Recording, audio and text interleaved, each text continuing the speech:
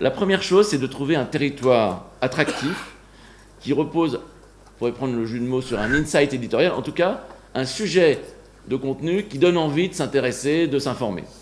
Trouvez votre territoire attractif. Si vous parlez de la retraite, parlez par exemple des 100 premiers jours de la retraite, parce que c'est un moment capital dans la retraite.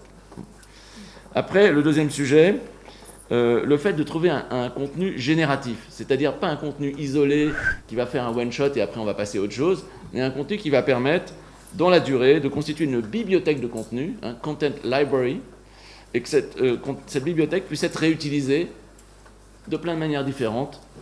C'est ce qu'on appelle le repurposing, le reproposer de plusieurs manières le contenu, c'est un élément clé. Troisième élément, la visibilité des contenus, bien sûr, mais cette visibilité des contenus, elle passe par différents canaux. Le commercial est un des canaux, le lieu de vente est un des canaux, le produit, avec sa fiche produit, les consommateurs, les influenceurs. Donc il y a plein de canaux.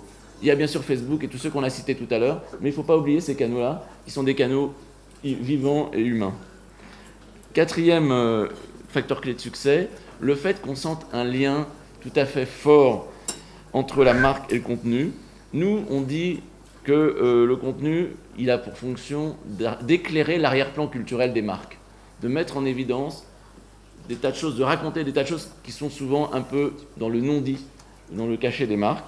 Et donc, il faut travailler sur ce lien à la marque. Et le cinquième critère, mais ça c'est pour les marques qui ont vraiment beaucoup travaillé leur contenu, c'est qu'idéalement, ça doit pouvoir devenir un business, une diversification, voire trouver un modèle de financement. J'ai eu l'occasion récemment d'assister à une conférence des guides Vuitton. Au début, les guides Vuitton, c'était des guides papier. Maintenant, c'est en train de devenir des applis. Vous savez, des applis avec qu'est-ce qu'il y a à côté d'ici que me recommande Vuitton. Et la troisième étape, c'est le CRM qui est nourri par ce contenu éditorial et c'est les bagages connectés. Donc on voit bien la montée en puissance, c'est pas juste de la communication pour faire de la belle image pour Vuitton.